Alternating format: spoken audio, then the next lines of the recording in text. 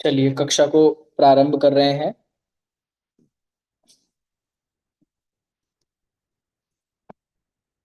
आप सभी लोग के पास ग्रंथ है ही।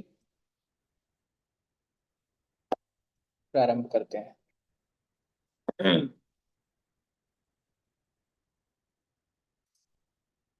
नमो अरिहंताणं नमो सिद्धाणं नमो आर्याणं नमो उवज्झायाणं नमो लोये सप्पसाहूणम् मोक्षमार्गस्य नेतारम् भेत्तारं कर्मभूभृताम् ज्ञातारं विश्वतत्त्वानां वन्दे तद्गुणलब्धये। आचार्य उमा स्वामी द्वारा विरचित ये प्रथम संस्कृत सूत्र ग्रंथ तत्वार्थ सूत्र, अपर नाम मोक्ष शास्त्र, जिसका अध्ययन हम लोग कर रहे हैं। और प्रथम अध्याय इसका हम पढ़ रहे हैं। इसके प्रथम अध्याय में हम अभी वस्तु को, तत्वार्थों को कैसे जाना जाए, किस माध्यम से जाना जाए, इसकी चर्चा इसके प्रथम अध्याय में प्रकरण में चल रही है। बात उठी थी सम्यक दर्शन से कि सम्यक दर्शन कैसे हो, तो तत्वार्थों को जानने से सम्यक दर्शन होगा। तत्वार्थों को जानने से सम्यक दर्शन होगा, तो वो तत्वार्थों को जानेंगे कैसे हम?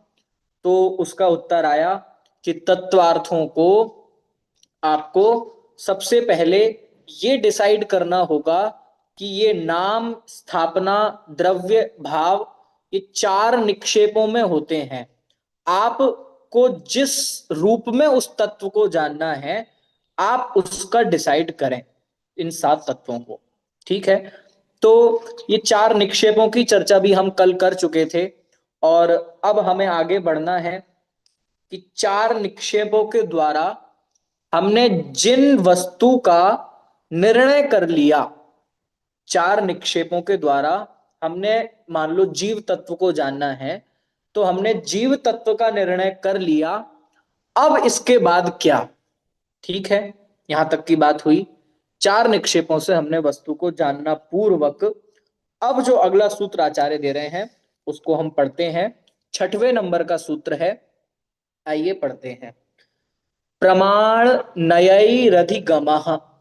आप सब लोग पढ़ सकते हैं। प्रमाण नयैरधिगमः।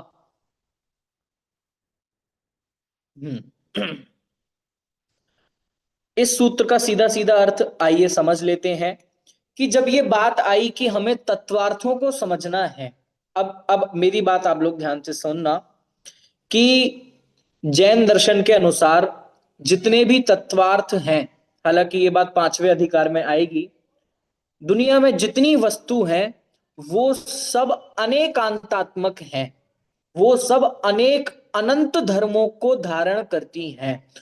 और जब वस्तु अनंत धर्मों को धारण करती है, तो उस वस्तु को जानने के लिए प्रमाण और नए ज्ञान का सहारा लिया जाता है। इसलिए यहां पर सूत्र बनाया गया कि हम उन तत्वार्थों को कैसे जाने, पहले जानेंगे तब फिर श्रद्धान करेंगे, तो हम उनको कैसे जाने? तो सीधा सीधा सूत्र बनाया गया, प्रमाण नयैरधिगमः, कि उन तत्वार्थों को चार निक्षेपों द्वारा उनको डिसाइड करके कि असल में आप जान किसको रहे हो। देखो, चार निक्षेप तो आपको भटकन से बचाते हैं कि आप उस एग्जैक्ट चीज तक पहुंच जाओ जिसको आप जानना चाह रहे हो। कभी आप, हमने कहा महावीर को जानो, तो महावीर के नाम पे किसी महावीर नाम के व्यक्ति के पास चले गए। हमने कहा जीव को जानो, तो आप किसी ऐसे चावल में चले गए जिस चावल में जीवत्व की, सिद्धत्व की स्थापना की गई हो। समझ में आया? तो पहले तो आपको निक्षेप इसलिए समझा दिए गए जिससे आप भटके ना। अब निक्षेप से हमने ये डिसाइड कर लिया कि हमें इस वस्तु को जानना है, जो ज्ञान दर्शन स्वभावी हो, ऐसे भाव निक्षेप वाले जीव को जानना है। अब ये डिसाइड कर लिया, ये भी क्रम है। कभी कभार बहुत सारी जगह ये क्रम भी आता है कि प्रमाण नय निक्षेप, ये क्रम भी आता है। लेकिन तत्वार्थ सूत्रकार कहें या फिर ये कहें कि सबसे पहले जो क्रम दिया गया है, सर्व प्राचीन क्रम, वो ये है कि पहले निक्षेप से वस्तु का निर्णय करते हैं, फिर प्रमाण और नय पे आते हैं। अब प्रमाण और नय को भी समझ लेते हैं। अभी सूत्र का सीधा सीधा मीनिंग आपको समझ में आया। प्रमाण नयैरधिगमः, कि उन जीवादि पदार्थों को और सम्यक दर्शन आदि को आप कैसे जानो। अधिगम का मतलब होता है जानना, ज्ञान करना। उनको कैसे जानना, तो प्रमाण नयैहि, प्रमाण और नय के माध्यम से, प्रमाण और नय के द्वारा उन सम्यक दर्शनादि का या जीवादि तत्वों को जानना। अब ये प्रमाण और नय क्या होता है, इसको भी संक्षिप्त में समझ लेते हैं। प्रमाण और नय ये दो चीजें हैं। जैसा कि मैंने आपको बताया कि प्रत्येक वस्तु अनेकांतात्मक है, वो अपने आप में बहुत सारे गुणों को और बहुत सारे दृष्टिकोणों को धारण करती है। तो जब हम किसी वस्तु को समग्रपने जानते हैं, उसका होल जानते हैं, उसको पूरा जानते हैं, तब हम कहते हैं कि हमने प्रमाण से ज्ञान किया, प्रमाण ज्ञान किया। प्रमाण को यदि सीधा सीधा बोले तो न्याय दीपिका में प्रमाण को कहते हैं सम्यक ज्ञानम प्रमाणम। आपको प्रमाण शब्द कठिन लग रहा हो तो सीधी सीधी बात, सम्यक ज्ञानम प्रमाणम, सम्यक ज्ञान को ही प्रमाण कहते हैं। तो प्रमाण का काम असली क्या है कि जब हमने कहा कि ये चीज प्रमाण से जानी गई है, ज्ञान को ही प्रमाण कहते हैं, उसका विशेष अर्थ ये है कि उसको होल जाना गया है, उसको समग्र रूप में जाना गया है, उसको पूरी वस्तु को जाना गया है। ठीक है, जैसे एग्जाम्पल ले लेते हैं, जैसे एक नींबू को जाना। तो जब हमने एक समग्र वस्तु को जाना कि ये नींबू है, ये तो हो गया प्रमाण। लेकिन जब आपने ये भी जाना कि ये पीला होता है, ये ऐसा खट्टा होता है, या उसके और सारे भेद रूप उसको जाना, ये नए होते हैं। बस सीधी सीधी सी बात है। जब किसी वस्तु को अभेद एक रूप बने, एक वस्तु पूरी वस्तु को जानते हैं, उसको कहते हैं प्रमाण। और जब हम किसी एक गुण पर या एक धर्म पर या एक शक्ति पर फोकस करते हैं, उसको कहते हैं नय। ठीक है, तो जैसा कि मैंने कहा था कि सत्वार सूत्र का पहला अध्याय अभी जीवादि पदार्थों के बारे में नहीं बता रहा है। तत्वार सूत्र का पहला अध्याय बता रहा है कि आपको जो दूसरे अध्याय से हम जीवादि पदार्थों के बारे में बताएंगे, तो उनको जानना कैसे है, ये बता रहा है। शास्त्रीय, न्याय शास्त्रीय लैंग्वेज में कहें तो ये उपेय तत्व का वर्णन कर रहा है, यानी कि उसका जानने का उपाय कैसे हो, जो प्रमेय है। ध्यान देना, जीवादि पदार्थ क्या है, ये प्रमेय है। ठीक है, कि प्रमाण ज्ञान से जानने योग्य, ये तो ज्ञेय है। लेकिन उन ज्ञेयों को जानेगा कौन, उन प्रमेयों को जानेगा कौन, तो उन प्रमेयों को जानेगा ज्ञान, प्रमाण। उस प्रमाण की चर्चा ये पहले अध्याय में की गई। चलिए, ये तो विशेष बात हुई, हमें तो सूत्र का सीधा क्लियर कट मीनिंग समझना है। प्रमाण नयैरधिगमः, किसी भी वस्तु को जानने के लिए आपको प्रमाण और नय का सहारा लेना चाहिए। प्रमाण किसे कहते हैं, तो सीधी सीधी बात कही गई कि सम्यक ज्ञानम प्रमाणम। या फिर और इसको डिफाइन करें तो जो, अब ये मैं एकदम सूत्रात्मक वाक्य बोल रहा हूं कि जो वस्तु के सर्वदेश को जाने, ठीक है, सकल वस्तु को जाने, वो तो है प्रमाण। और जो वस्तु के एक देश को जाने, वो है नय। ठीक है, तो ये सीधी सीधी परिभाषा सर्वार सिद्धिकार पूज्यपाद स्वामी ने दी है, देवनंदी पूज्यपाद स्वामी ने दी है कि सकलादेश प्रमाणाधीनो और विकलादेश नयाधीन। एक देश नय जानता है और सकल देश प्रमाण जानता है। तो ये सीधी सीधी बात इसमें कही गई है। ठीक है, एग्जाम्पल मैंने आपको दिया, और देख लेते हैं। आप देखते होंगे कि जब हम क्रिकेट मैच देखते हैं, तो क्रिकेट मैच देखते समय एक टाइम तो वो कैमरा वाला पूरे ग्राउंड को दिखाता है, समझ में आया? आप पूरा ग्राउंड एक साथ देख पाते हैं, तो आप कहेंगे कि हाँ मैं पूरे क्रिकेट को देख रहा हूं, या जो क्रिकेट मैच को पूरा देख पा रहा हूं। लेकिन लेकिन एक टाइम ऐसा आता है कि जब कैमरामैन सिर्फ बैट्समैन पे फोकस करता है, समझ में आया? इसका मतलब ये तो नहीं है कि और सब कुछ है ही नहीं। सुनना ध्यान से, नए का काम है सिर्फ एक पॉइंट पर, एक विशेष चीज पर फोकस करना। जब वो कैमरामैन बैट्समैन पे फोकस करता है, इसका मतलब ये नहीं है कि फील्डर्स और बाकी सब लोग हैं ही नहीं, कि भाई अभी वो एक अंश का ज्ञान आपको करा रहे हैं। हाँ, अब हम आपको पूरा एक व्यू पूरे स्टेडियम का दिखाएंगे तो आपको पता चलेगा कि यहाँ पे ये भी है, ये भी है, तो आप एक व्यू में जान पाएंगे, समग्र वस्तु को जान पाएंगे। समझ में आया? एग्जाम्पल देने की कोशिश कर रहा हूं। फिर वो कभी बॉलर को दिखाएंगे, कभी किसी एक फील्डर को दिखाएंगे, तो अलग अलग अंशों का विशेष विशेष ज्ञान आपको कराया जाएगा। तो यही अंतर है प्रमाण और नय में। जब आपने जान लिया समग्र वस्तु, वो प्रमाण है, और जब आपने उसको इस उसके अंगों को जाना, वो नय।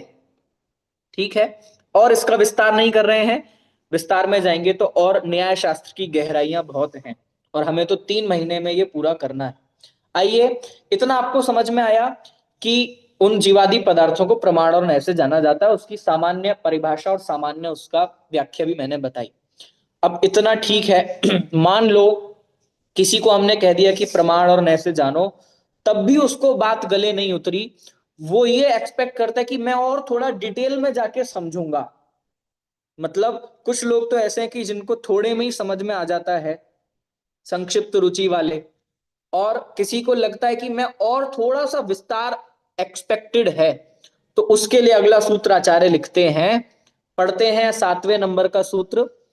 निर्देश स्वामित्व साधनाधिकरण स्थिति विधानतः। आप तोड़ तोड़ के भी पढ़ सकते हैं, मैं फिर से पढ़ता हूं।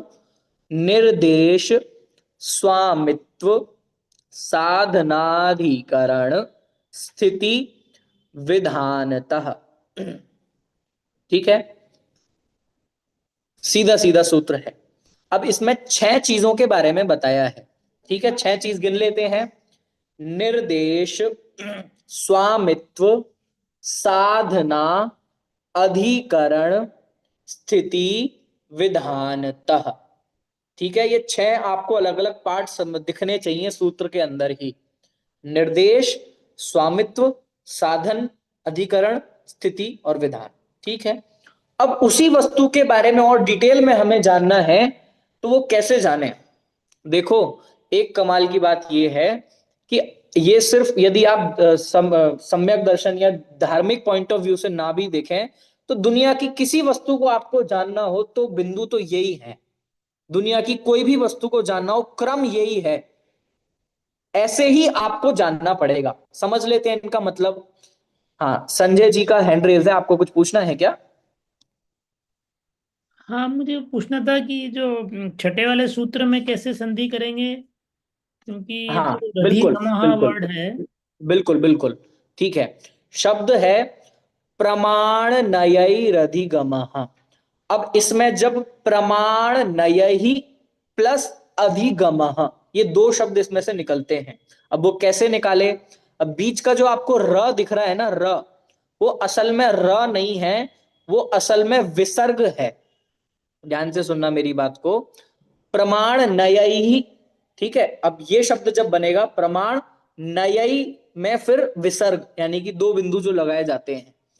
फिर आगे लिखा है अधिगमः। तो ये संस्कृत का नियम है कि जब आगे स्वर हो तो पीछे आने वाले विसर्ग का र हो जाता है। ये तो संस्कृत की बात है, ठीक है, आपके लिए बता दी। किसी को नहीं समझ में आई हो तो चिंता नहीं करना, ये विशेष प्रश्न था तो बताया। अब आगे हम बात कर रहे थे कि 6 चीजों की बात चल रही है, निर्देश, स्वामित्व, साधन, अधिकरण, स्थिति और विधान। इनका क्या मतलब है कि किसी भी दुनिया की किसी भी चीज को जानना हो तो आपको इस ही क्रम से जानना पड़ेगा, और कोई उपाय नहीं है। ठीक है, सबसे पहले तो निर्देश, कि भाई बताओ तो जानना क्या है, निर्देश करो, नाम तो बताओ, उसका नाम निर्देश करो, वस्तु का कथन करो। जैसे मैंने क्लास स्टार्ट करी तो मैं पहले ये तो बताऊंगा कि मैं आज बताने क्या वाला हूं।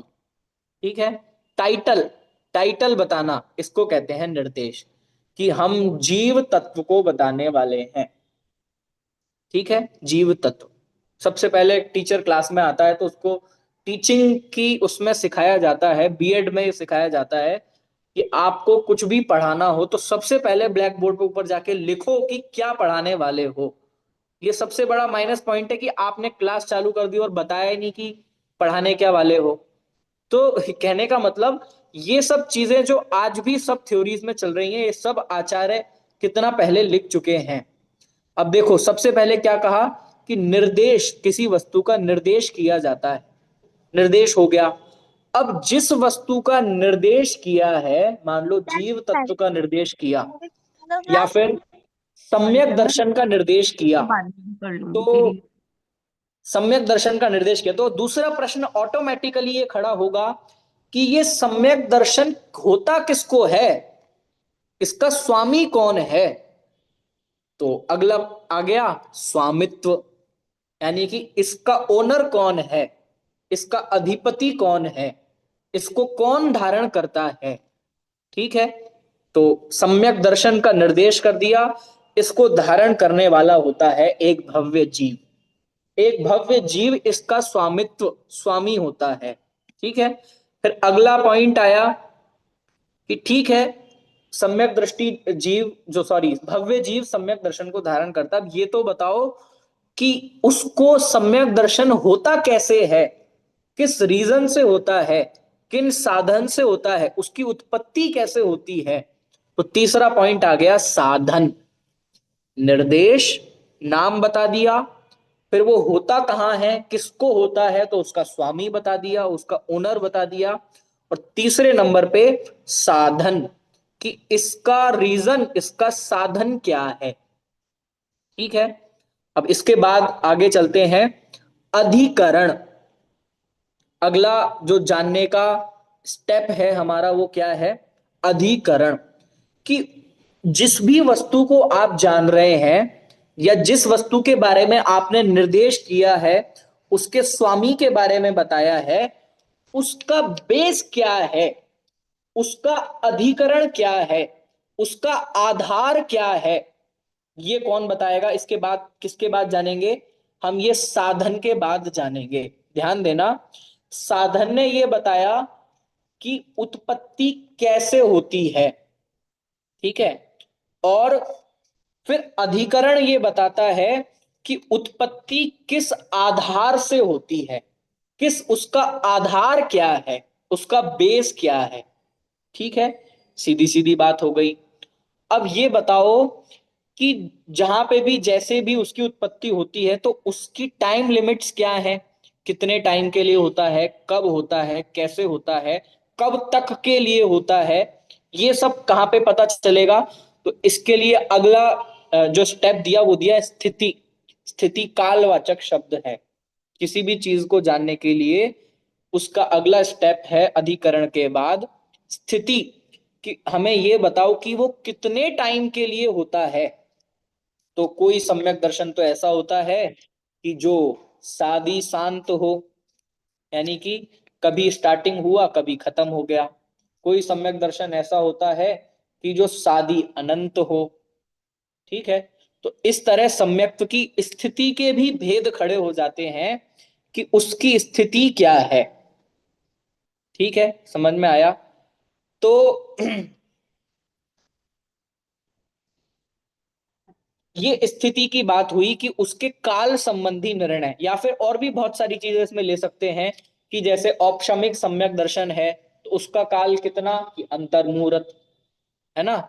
और सम्यक दर्शन का, क्षयोपशम सम्यक दर्शन की दृष्टि से हाईएस्ट कितना, कि 66 सागर।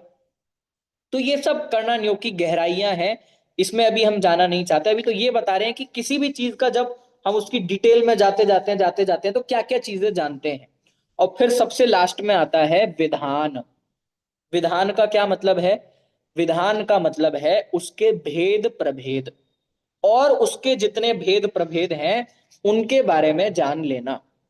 ठीक है। तो सामान्य से तो भेद सम्यक दर्शन एक ही है। आप दो भेद कर दो तो निसर्गज अधिगमत सम्यक दर्शन हो जाएगा। तीन भेद कर दो तो तीन सम्यक दर्शन औपशमिक क्षायिक क्षायोपशमिक हो जाएगा। फिर जितने मर्जी आप बहुत सारी अपेक्षाओं से भेद करते चले जाओ। तो अब ये जो सातवें नंबर के सूत्र में हमको बताया गया, ये बताया गया कि आपने प्रमाण में से वस्तु को जाना था, ठीक बात है। अब प्रमाण में से वस्तु की कौन कौन सी चीजों को जानना है? क्या बोला? छठवें में क्या बता दिया कि वस्तु को प्रमाण में से जानना है, या सीधी सरल भाषा में कहें कि वस्तु को एक बार तो समग्र पणे जानना है और उसकी विशेष विशेष अंगों को भी जानना है। तो अब अगले सूत्र में बताया कि उसके कौन कौन से पर्सपेक्टिव से उस वस्तु वस्तु को जानना है, किन किन दृष्टिकोणों से उस वस्तु को जानना है, किस क्रम से उस वस्तु को जानना है, तो वो इस सातवें सूत्र में बताया। ठीक है, सामान्य सी बात है। चलिए इस सूत्र को एक बार पढ़ लेते हैं, फिर अग्रिम सूत्र पे बढ़ेंगे।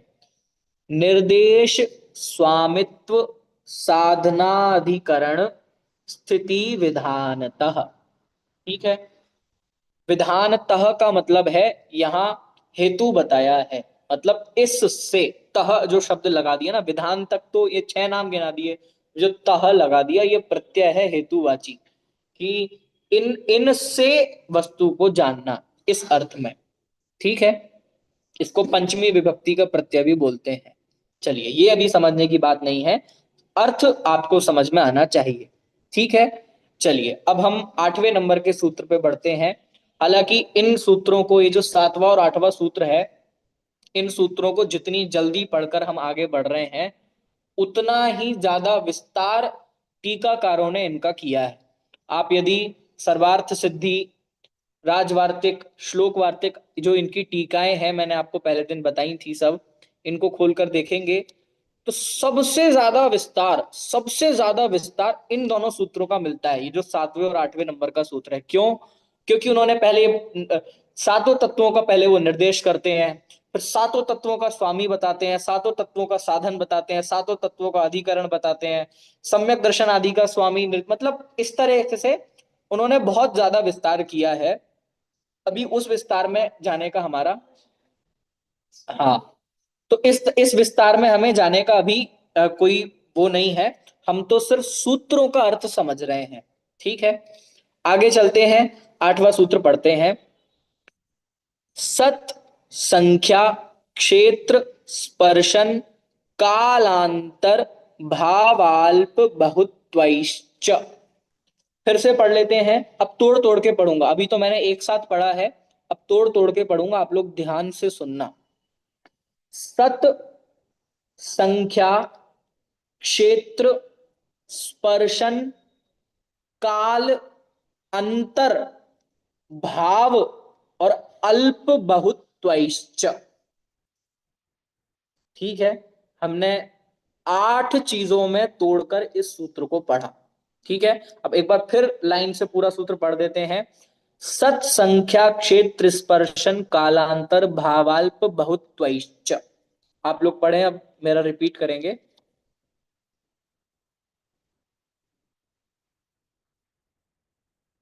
चलिए बढ़िया। ठीक है, अब हमने निर्देश आदि इस क्रम से किसी वस्तु को जान लिया। अब कोई इससे भी ज्यादा क्यूरियोसिटी वाला और जिज्ञासु व्यक्ति है, उसने कहा कि मुझे और अधिक विस्तार में जानना है और उसके विशेष जानने हैं और उसका बहुत विस्तार में मेरे को नॉलेज गेन करना है, तो उसके लिए यह आठवां सूत्र बनाया कि भाई आपका यदि काम इन 6 चीजों से नहीं चलता है तो आप और विस्तार में कैसे जानो, कि सत जानो, संख्या जानो, क्षेत्र जानो, स्पर्शन जानो, काल जानो, अंतर जानो, भाव जानो और उसका अल्प बहुत्व जानो। इनके बारे में भी समझ लेते हैं। तो काफी जगह इस तरीके से भी इनकी व्याख्या की गई है कि ये जो छठवां, सातवां और आठवां सूत्र है, छठवां कौन सा? छठवें में लिख दिया प्रमाण में अधिगमः, सातवें में लिख दिया निर्देश स्वामित्व साधनाधिकरण स्थिति विधानतः, फिर उसके बाद 8वें में दे दिया सत संख्या आदि। तो काफी जगह इसकी इस तरीके से भी व्याख्या मिलती है कि भाई जिसकी अल्प रुचि है, मतलब थोड़ा ही कम समझने में उसको सेटिस्फेक्शन हो जाता है, तो तुम भाई नॉर्मली प्रमाण में से जान लो।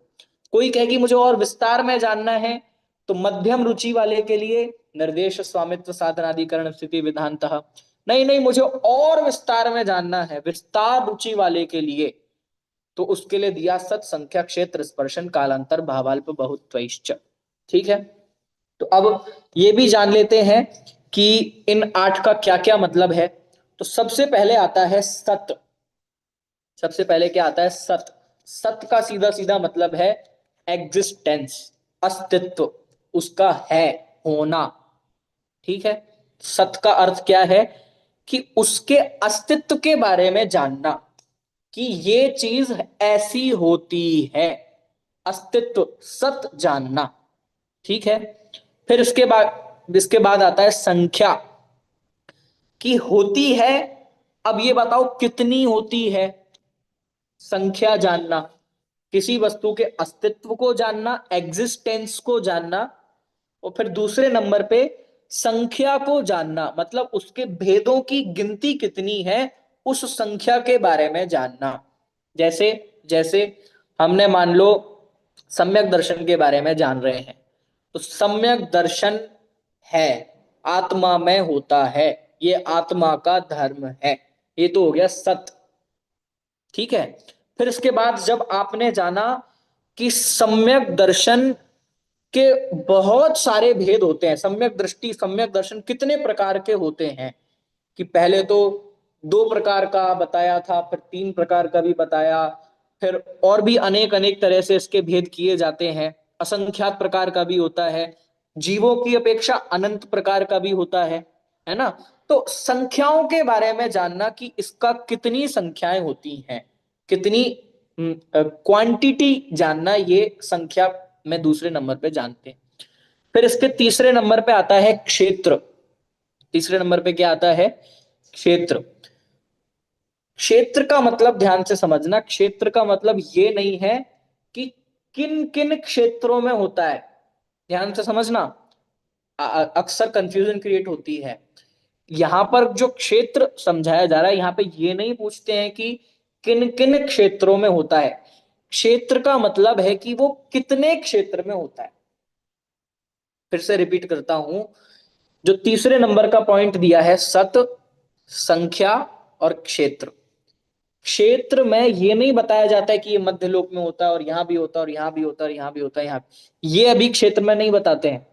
क्षेत्र में ये बताते हैं कि ये असंख्यात परमाणुओं में, असंख्यात प्रदेश में होता है, या कहें कि 3 लोक के असंख्यातवें भाग प्रमाण क्षेत्र में होता है।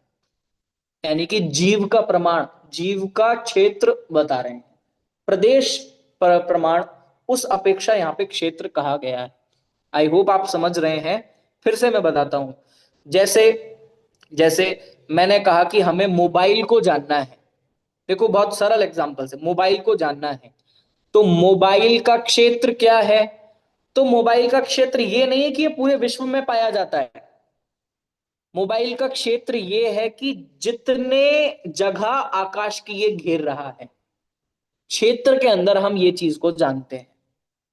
ठीक है, मान लो मेरा 5 इंची का मोबाइल है, या जितना भी जिसका है, कितनी मोटाई है, ये चीज बताई जाती है किसमें? क्षेत्र में। ठीक है, कि भाई सम्यक दृष्टि जीव कहाँ, कितना क्षेत्र है, कि वो लोक के असंख्यातवें प्रमाण क्षेत्र में पाए जाते हैं। ठीक है, अब जो अगला पॉइंट आ रहा है स्पर्शन। स्पर्शन में ये बताया जाएगा कि ये कहां कहां पाए जाते हैं, कि मतलब ये आकाश के किन किन प्रदेशों को स्पर्श करते हैं, ये स्पर्शन में बताया जाता है। ठीक है, समझ में आ रही है बात? ये थोड़ा सा डिफरेंस इन दोनों में है जो समझने का है, कि वस्तु वर्तमान में कितनी जगह घेर रही है। अब जैसे सम्यक दृष्टि जीव है, तो अभी लोक के असंख्यातवें प्रमाण जगह घेरता है, लेकिन जब समुद्घात का समय आएगा तो हम कहेंगे कि अभी इसका क्षेत्र कितना है, तो पूरा लोक प्रमाण असंख्यात।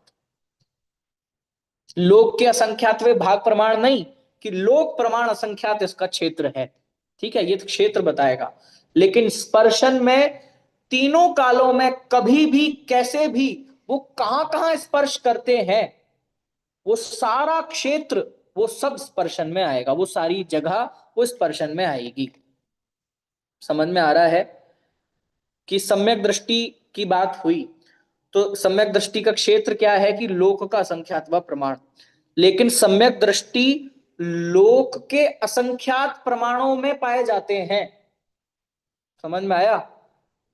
ढाई द्वीप में मान लो मोक्ष कहां से होता है, तो ढाई द्वीप से मोक्ष होता है। ये स्पर्शन मध्य, किसी ने पूछा कि मध्य लोक में मोक्ष कहां से प्राप्त होता है, तो ये बताया जाएगा कि ढाई द्वीप के स्थान से मोक्ष प्राप्त होता है। तो ये स्पर्शन है कि तीनों कालों में कभी भी ढाई द्वीप से ही मोक्ष प्राप्त होगा। तो ये किसी चीज का स्पर्शन जानना हुआ कि वो गुण, वो क्वालिटी, वो वस्तु कहां कहां टच करती है, कहां कहां तक उसका फैलना है। तो ये स्पर्शन की बात आई। ठीक है, अब इसके बाद काल की बात देखते हैं। काल जो हमने स्थिति में भी देखा था कि हमने सम्यक दर्शन के बारे में जाना, तो इसका काल कितना है, टाइम कितना है, ठीक है, इसकी स्थिति कितनी है, ये किसके बारे में जान रहे हैं, ये जान रहे हैं काल के बारे में। ठीक है, जैसे क्षायिक सम्यक्त्व का काल कितना है, क्षायिक सम्यक्त्व का काल है अनंत। एक बार उत्पन्न हो गया तो कभी खत्म नहीं होगा, एक क्षायिक सम्यक्त्व का काल है। अब इसके बाद छठवें नंबर पे बात आती है अंतर। छठवें नंबर पे क्या बात आई है, अंतर। अंतर का मतलब है कि सम्यक दर्शन हुआ, फिर इसके बाद छूट गया। अब छूटने के बाद कितना गैप बना रह सकता है, कितना अंतर बना रह सकता है, ये अंतर बताता है। ठीक है, ये अंतर बताना, किसी चीज के गैप को बताना, उसके डिफरेंस को बताना, ये काम किसका है, ये अंतर का है। समझ में आ रही है बात? तो जो काल बताया जा रहा था, काल बताया जा रहा, अब वास्तव में देखो कि यदि हम कहें कि सम्यक दर्शन का अंतर कितना है, तो एक अपेक्षा तो सम्यक दर्शन का अंतर 0 है। क्यों? क्योंकि इस पूरे विश्व में कोई भी टाइम, कोई भी गैप ऐसा नहीं आने वाला जिस टाइम पे सम्यक दृष्टि ना हो। तो हम बहुत सारे जीवों की पर्सपेक्टिव से देखें तो अंतर कोई है ही नहीं। लेकिन जब हम एक जीव की अपेक्षा देखें तो उसके अंतर खड़े हो सकते हैं कि भाई एक जीव ने सम्यक दर्शन लिया तो कितने समय तक वो छोड़ सकता है। ठीक है, तो अर्धपुद्गल परावर्तन तक वो बिना सम्यक दर्शन के रह सकता है, फिर उसको फिर से सम्यक दर्शन हो जाए। समझ में आया? तो किसी चीज के इस तरह से अंतर को जानना। अब ये सब चीजें जो थी ना, ये सब चीजें एक तरह से उसके द्रव्य क्षेत्र काल को बता रही थी। अभी तक की जो 6 चीजें हमने देखी, क्या बोला मैंने, अभी तक की जो 6 चीजें हमने देखी, सत, संख्या। अब जैसे सत है तो वस्तु के बारे में बता रही, तो एक तरह से द्रव्य के बारे में बता रही है, उसकी संख्या, उस द्रव्य की संख्या के बारे में बता रही है, क्षेत्र के बारे में बता रही है। तो द्रव्य, क्षेत्र, स्पर्शन भी एक तरह से क्षेत्र में आ जाएगा। पांचवें नंबर पे काल और अंतर, ये दोनों काल में आ जाएंगे। ठीक है, अब आप देखो ये जो 8 भेद किए गए हैं, ये 4 के ही दो दो हैं, द्रव्य, क्षेत्र, काल, भाव। हम ये भी कह सकते हैं किसी भी वस्तु को जानने के लिए 4 चीजें होती हैं, हर हर वस्तु की 4 चीजें होती हैं। समंतभद्र स्वामी ने आप्तमीमांसा में लिखा है कि हर वस्तु का स्वद्रव्य, स्वक्षेत्र, स्वकाल, स्वभाव, ये 4 होते हैं।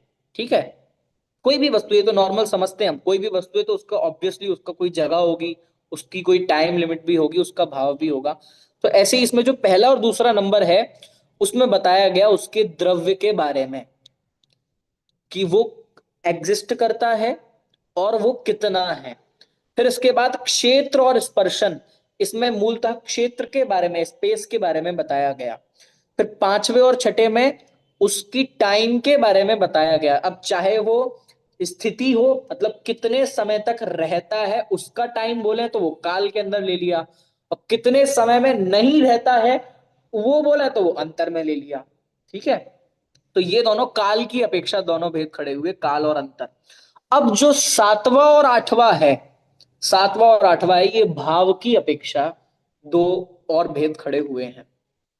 ठीक है, अब ये क्या है, तो सातवां के नाम तो भाव ही है।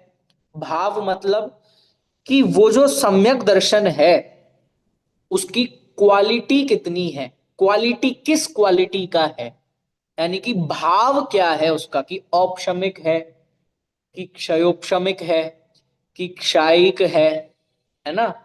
तो ये क्वालिटी हो गई सम्यक दर्शन की। कर्मों के दर्शन मोह, मोह कर्म के क्षयोपशम से उत्पन्न हुआ है, कि दर्शन मोह कर्म के क्षय से उत्पन्न हुआ है। तो ये क्वालिटी इस बेस पे भाव खड़ा हो जाता है। ठीक है, अब ये जो अल्प बहुत्व वाली चीज है, अल्प बहुत्व वाली चीज में भी दो चीजें ख्याल में आती हैं। एक तो इस रूप में कि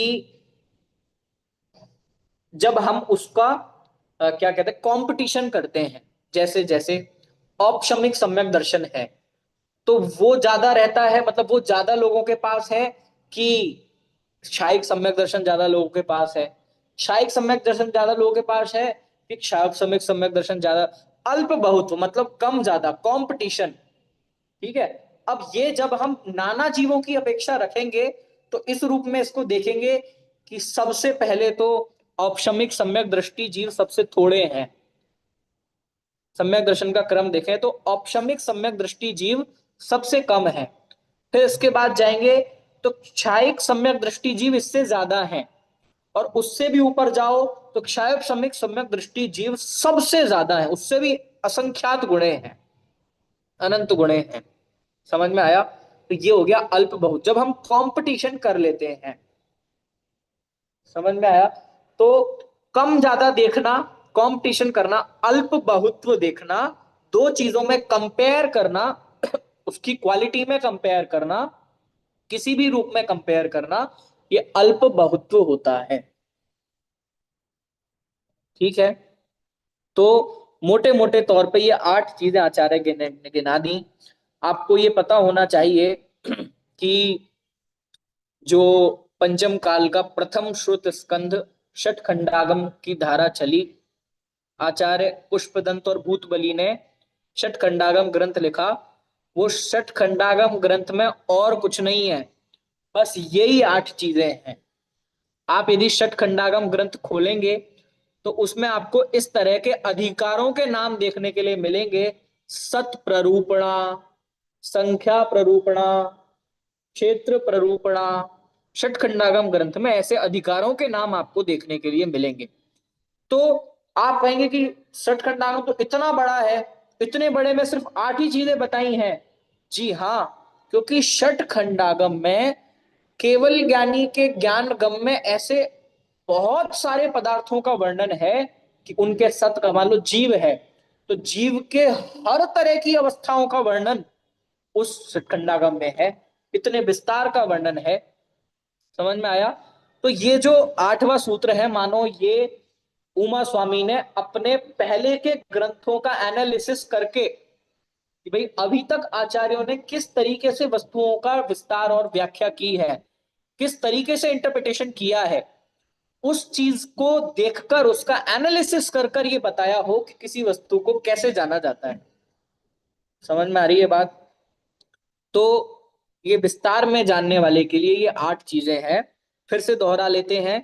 सत मतलब एग्जिस्टेंस को जानना, संख्या मतलब उसकी क्वांटिटी जानना, उसकी कितनी है, कितना होता है, संख्या कितनी है, डिजिट में जानना। फिर क्षेत्र मतलब वो कितने क्षेत्र में होता है ये जानना। स्पर्शन मतलब वो कहाँ कहाँ होता है, कितने जगह पर होता है, कहाँ कहाँ स्पर्श करता है, तीनों कालों में ये जानना। काल, काल मतलब उसका होने का, उसकी उत्पत्ति समय और उसके बने रहने का काल कितना है ये जानना। अंतर मतलब कि जब वो छूट जाता है तो कितने समय तक छूटे रह सकता है, उसके गैप को जानना, भाव मतलब उसकी क्वालिटी को जानना कि औपशमिक है कि क्षयोपशमिक है कि क्षायिक है, किस क्वालिटी वाला सम्यक दर्शन है, ये जानना किस भाव वाला सम्यक दर्शन है, क्योंकि 5 भाव होते हैं ना, तो इन 5 भावों में से कौन सा भाव उस दर्शन मोहिनी के क्षोभशम क्षय क्षयोपशम से हो रहा है। फिर इसके बाद अल्प बहुतु मतलब कंपेयर, कंपैरिजन करना, कंपटीशन करना कि कौन कितना ज्यादा कौन कितना कम, बस इसको कहते हैं 8 चीजों से चीज को जानना। समझ में आया? तो इस तरीके से एक तरह से अल्प बहुत्व में जब कर्म की अपेक्षा हम बात करें, कुछ लोग कर्म को पढ़े हुए हो, तो जब हम किसी कर्म के अनुभाग को जाने, दो कर्मों के अनुभाग, इस कर्म का तो अनुभाग इतना ज्यादा और इसका कम, इसको बोलते हैं अल्प बहुत्व जानना। या किसी भी रूप में, आप तो किसी में बांधे नहीं, कम ज्यादा कंपैरिजन करना, ये अल्प बहुत्व, बस। ठीक है, तो ये 8 तरीके से जानना। अब इसको सबको समराइज कर देते हैं कि संक्षिप्त रुचि वाले को तो प्रमाण और नय से जान लेना सफिशिएंट है। फिर और किसी को थोड़ा और डिटेल में जानना हो तो निर्देश, स्वामित्व, साधन, अधिकरण, स्थिति और विधान, इन 6 से जान लीजिए। और भी अधिक विस्तार में जानना हो तो शतक, संख्या, क्षेत्र, स्पर्शन, काल, अंतर, भाव और अल्प बहुत्व, इन 8 बिंदुओं के माध्यम से आप जान लीजिए। आपका कोर्स बना दिया। ठीक है, आपको और विस्तार में जानना हो तो आप किन किन पॉइंट्स, किन किन पर्सपेक्टिव से उन पदार्थों का ज्ञान कर सकते हैं। ठीक है, किसी का कोई प्रश्न हो तो रख सकते हैं, नहीं तो हम फिर आगे के सूत्र पे बढ़ते हैं, क्योंकि अभी हमारा उद्देश्य है कि सूत्र को देखते ही आपको एकदम दिमाग में क्लियर हो कि बात असल में कॉन्सेप्चुअल है क्या, चल क्या रही है। अधिक विस्तार में जानना अभी हमारे लिए उद्देश्य नहीं है। ठीक है, एक चीज और मैं क्लैरिफाई कर देता हूं कि निर्देश, स्वामित्व, साधनाधिकरण, स्थिति, विधान था। एक अपेक्षा तो आप यही समझना कि प्रमाण में संक्षिप्त रुचि वालों के लिए, निर्देश स्वामित्व जो 6 चीजें हैं ये मध्यम रुचि वालों के लिए, और सत संख्या ये विस्तार रुचि वाले। सामान्य कथन तो ये है, लेकिन लेकिन जो निर्देश स्वामित्व ये वाले जो 6 पॉइंट्स हैं और सत संख्या वाले जो 8 पॉइंट्स हैं, ये भी जानेंगे तो प्रमाण में से ही। फिर से निर्देश स्वामित्व, अब निर्देश जब किया गया, मान लो जीव को बताना है, तो जीव बताया जा रहा है तो ये प्रमाण हो गया, समग्र वस्तु बताई जा रही है। अब आपने और भेद बता दिए, ऐसा जीव यहाँ यहाँ पाया जाता है, ये मार्गण स्थान, ये गुण स्थान, ये सब विस्तार हो गया, ये नए नए में आ जाती है बात। बस समझ में आया? तो उसी बात को शॉर्ट में कह दिया प्रमाण में ऐसे जानो। अब आपको और पूरा सिलेबस चाहिए, करिकुलम चाहिए, पूरा कोर्स चाहिए, तो हमने बता दिया कि निर्देश स्वामित्व ऐसे ऐसे पॉइंट से आप जानो, बस सीधी बात। ठीक है, तो ये कोई बहुत कठिन चीज नहीं है। इसको यदि विस्तार से जानना हो तो आपको षटखंडागम का अध्ययन करना चाहिए। अब 9वें सूत्र पे बढ़ते हैं हम। 9वां सूत्र पढ़ लेते हैं। 9वें सूत्र में अब ये बताया जा रहा है कि आप जानने जानने जानने की बात कर रहे हैं, तो ज्ञान से ही असल में जीव जानेगा, तो वो ज्ञान कौन कौन से हैं। ठीक है, सम्यक ज्ञान, प्रमाण के कौन कौन से भेद हैं, कितने प्रकार के प्रमाण हैं, कितने प्रकार से लोग, किस किस क्वालिटी के ज्ञान से लोग वस्तुओं को जानते हैं। ठीक है, तो ये 9वें नंबर का सूत्र पढ़ते हैं यहां से। मति श्रुतावधि मनः परयय केवलानि ज्ञानम। पढ़िए आप लोग।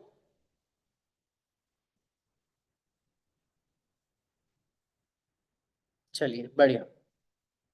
मति, अब तोड़ के पढ़ लेते हैं। मति, श्रुत, अवधि, मनः पर्याय, केवल, केवलानी ज्ञानम।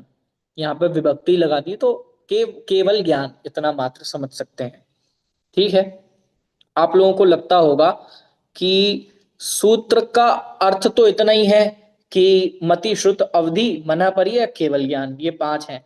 अब ये आनी, कहीं पे विसर्ग, कहीं पे बिंदु, ये सब क्या होता है?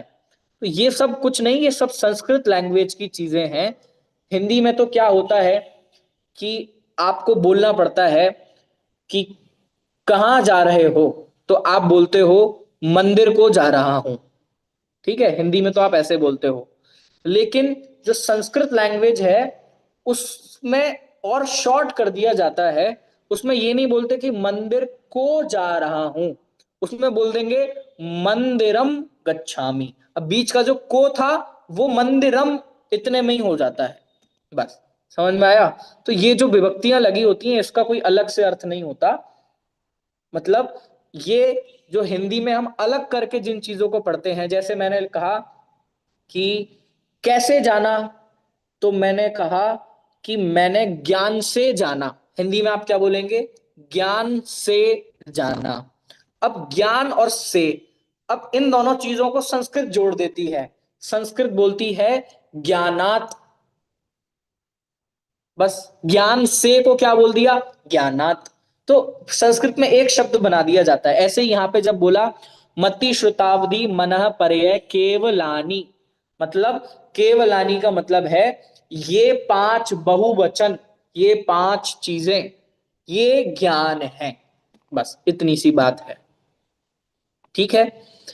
अब एक विशेष चीज और आपको जानने योग्य है कि मति, श्रुत, अवधि, मनः, पर्यय और केवल ज्ञान, ये पांच ज्ञान है। क्या आप लोगों ने नाम भी सुने होंगे और अभी संक्षिप्त में मीनिंग भी इनका समझ लेंगे। अब यहां सूत्र में जब लिखा कि मति, श्रुतावधि, मनः, पर्यय, केवलानी, ये तो यहां पे प्लूरल यूज किया, केवलानी, है ना? यहां पे प्लूरल प्लूरल यूज किया यहां पर। लेकिन जब ज्ञानम लिखा तो ज्ञानम लिखते समय सिंगुलर यूज किया। इसी तरह की मिलती जुलती बात मैंने आपको पहले सूत्र में भी बताई थी कि हम ऐसा तो नहीं बोलते ना कि 10 लोग जा रहा है, ऐसा बोलते हैं क्या?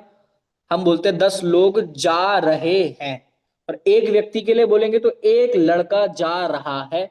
तो सिंगुलर और प्लूरल अपने आप बदल जाता है। लेकिन यहां पता है क्या लिखा है कि मति, श्रुत, अवधि, मनः, पर्यय, केवल ज्ञान, ये ज्ञान है। आपको अंतर समझ में आया?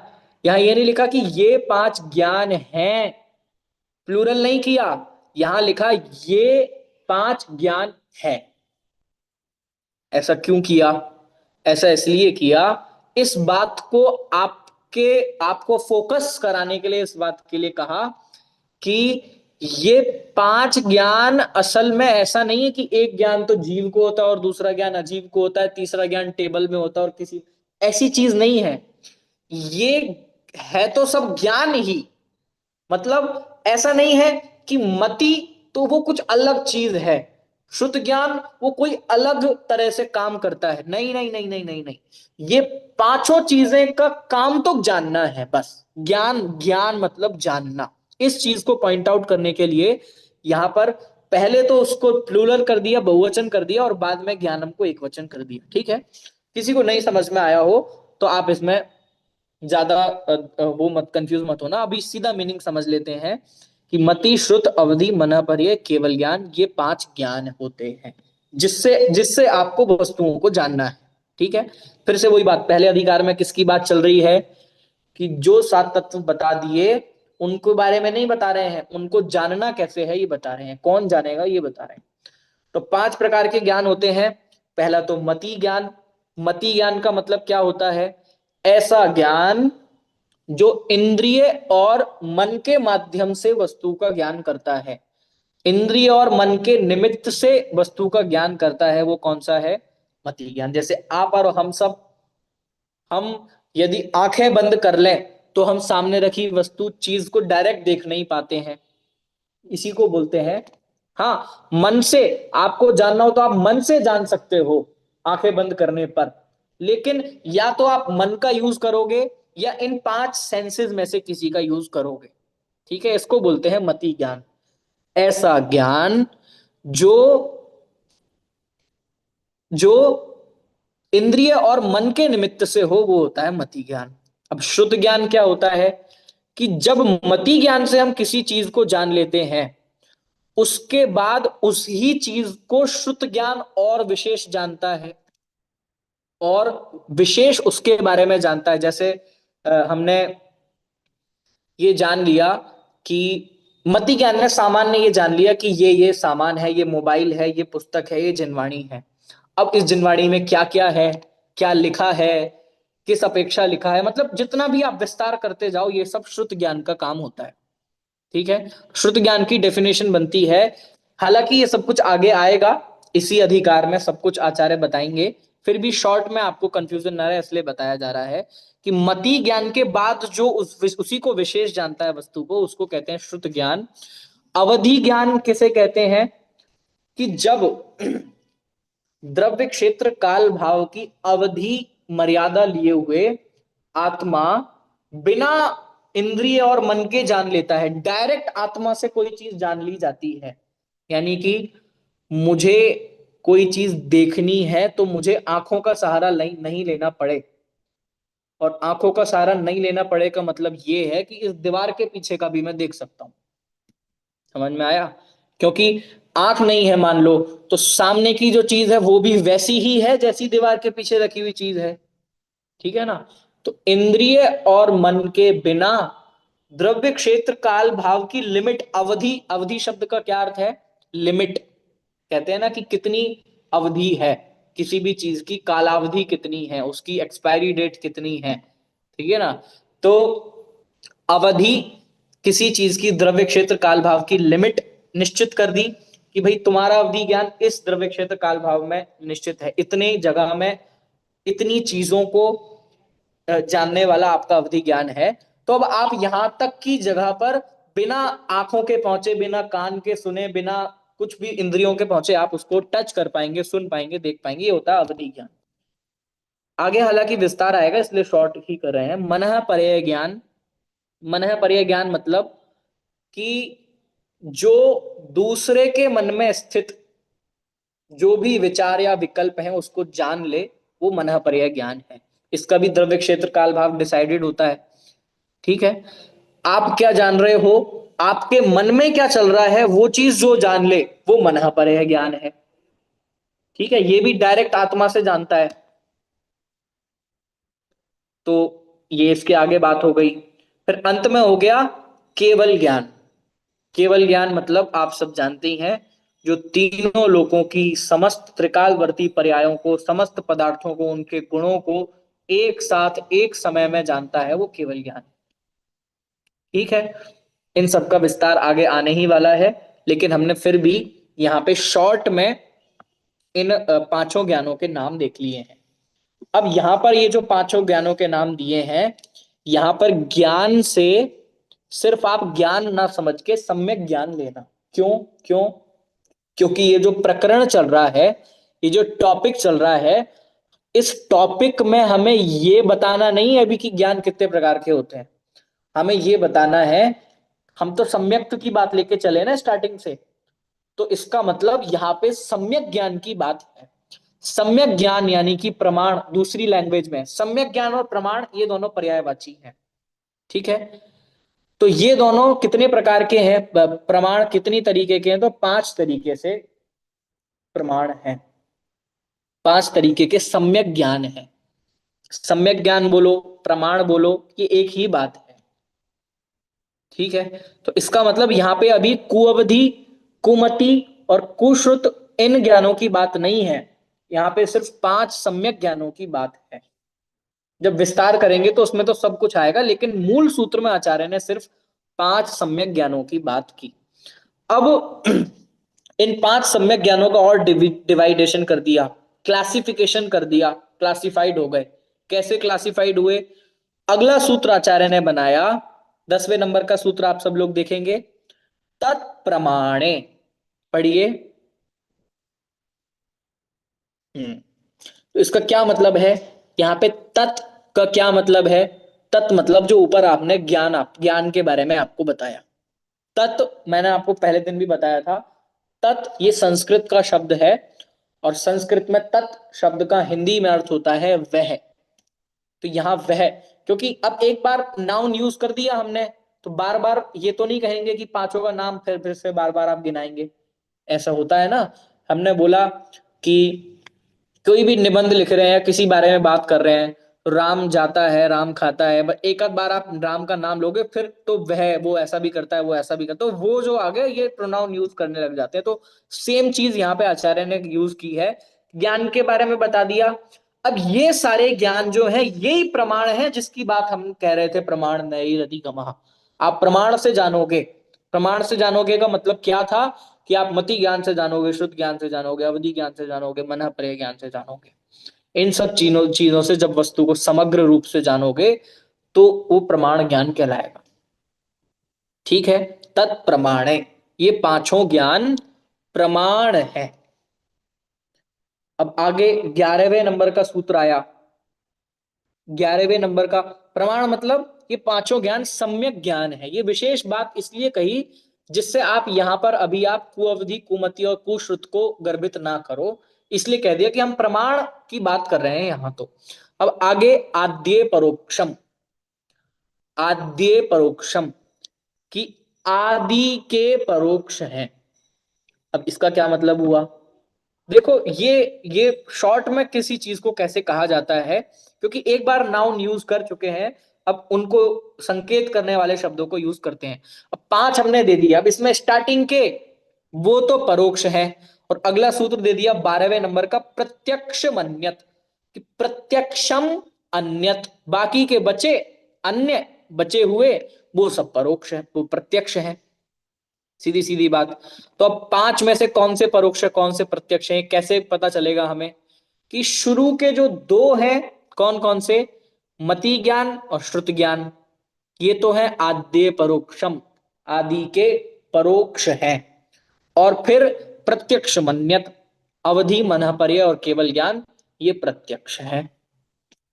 ठीक है, बात समझ में आ रही है। छोटे छोटे सूत्र है, लेकिन अपने आप में पूरे पूर्ण संपूर्ण अर्थ को रखते हैं, और उनका अपना अपना विशेष महत्व है। ठीक है, अभी आपको लगता होगा कि ये अलग अलग बताने की क्या जरूरत है, पहले बताया कि ये परोक्ष है, ये प्रत्यक्ष है, ये प्रमाण है। भाई एक बार बता तो आए कि प्रमाण की बात कर रहे हैं, अलग अलग बताने की क्या जरूरत है। आपको इसके लिए अभी विस्तार तो नहीं बताया जा रहा, लेकिन हिंट करता हूं कि मैंने आपको बताया था कि ये जो तत्वार्थ सूत्र लिखा गया, ये सिर्फ जैन धर्मावलंबियों को जैन धर्म समझाने के लिए नहीं लिखा गया था। फिर से सुनना, तत्वार्थ सूत्र सिर्फ जैन दर्शन के लोगों को जैन धर्म समझाने के लिए नहीं लिखा गया था, वो तो काम कुंद कुंद आचार्य और पूर्वाचार्य कर चुके थे।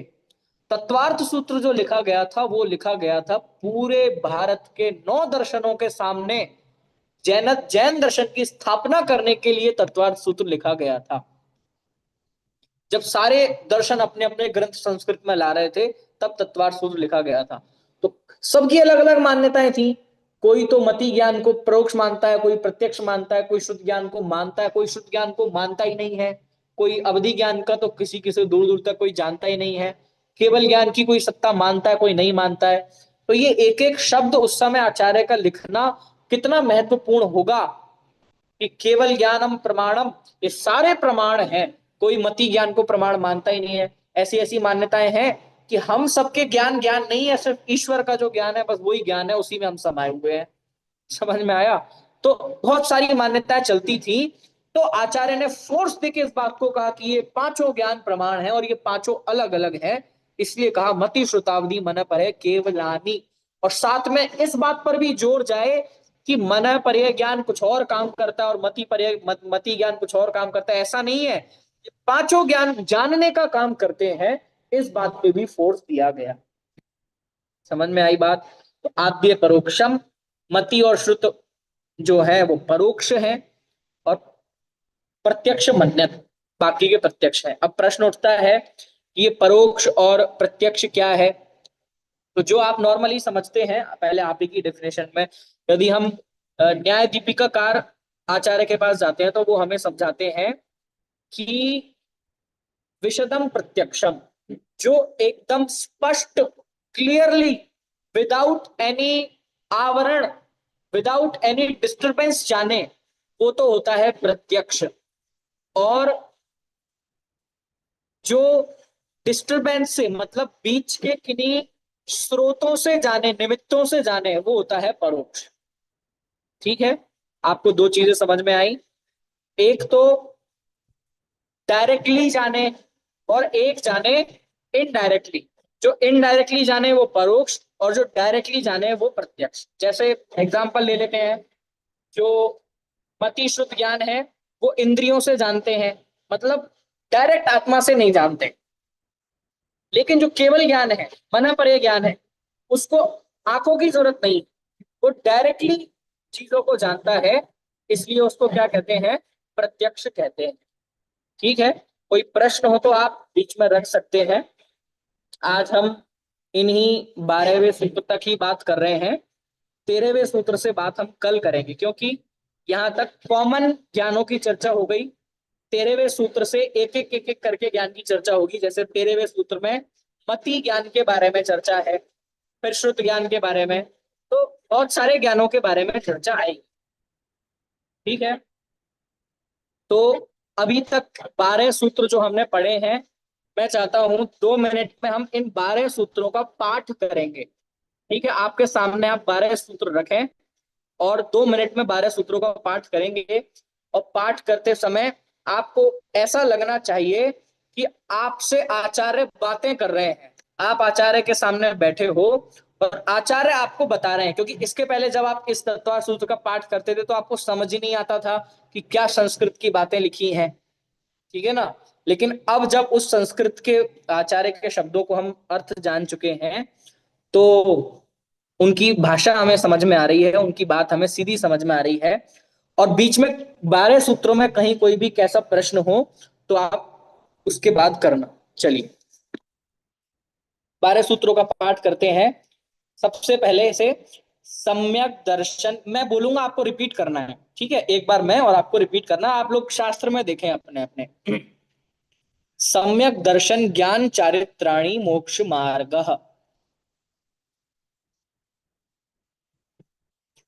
तत्वात् श्रद्धानम सम्यक दर्शनम।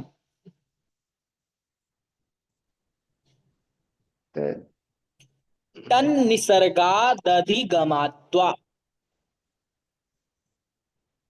निसर्गा जीवा अधिगमत्व। जीवास्त्रव बंध संवर निर्जरा मोक्षास्तत्वम।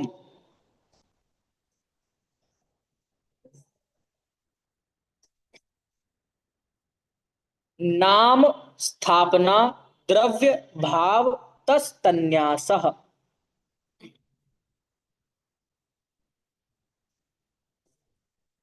प्रमाण नयैरधिगमः। निर्देश स्वामित्व साधनाधिकरण स्थिति विधानतः।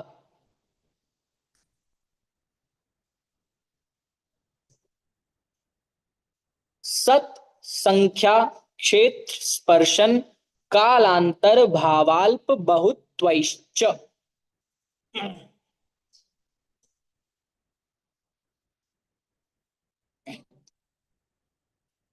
मति श्रुतावधि मनः परयय केवलानि ज्ञानम।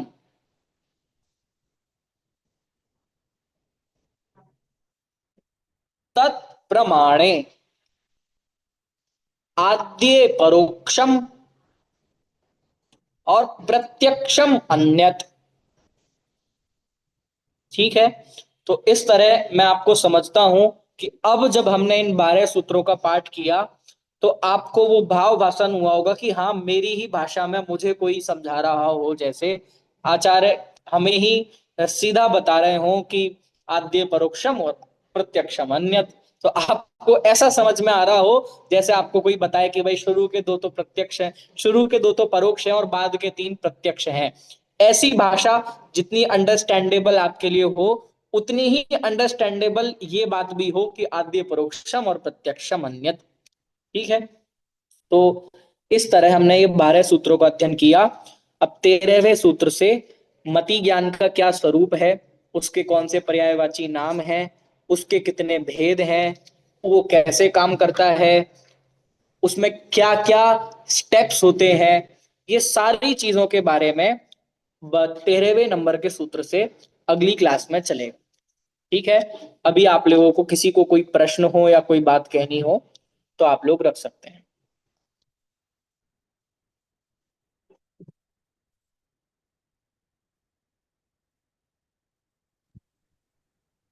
भैया जी जय जिनेंद्र, जी जय जिनेंद्र। डेली क्लास होती है आपकी क्या? नहीं नहीं, ये क्लास फ्राइडे और सैटरडे 2 दिन 8:30 से 9:30 होती है। अच्छा भैया, एक बार इनका रिवीजन कर देना अगली कल क्लास में। हाँ जी। रिवीजन कर देना एक बार इसका। हाँ हाँ। हाँ हाँ बिल्कुल। अगली क्लास में भी हम इन 12 सूत्रों को 5 मिनट में पूरा रिवाइज करके फिर 13वें सूत्र पे बढ़ेंगे। चलिए। आई थिंक, आई होप आप सबको 12 सूत्र बहुत अच्छे से क्लियर हो गए हैं। डायरेक्ट आचार्य के शब्द आपके कानों में पड़े और उनका अर्थ भी समझ में आया है, तो आप सबको बधाई। अभी जिनवाणी स्तुति करके कक्षा को यहीं संपन्न करते हैं। निज निधि निज में बताई, यह अनंत उपकार है उसके लिए, जिन वाणी माँ को वंदना शत बार। बोलिए जिनवाणी माता की जय।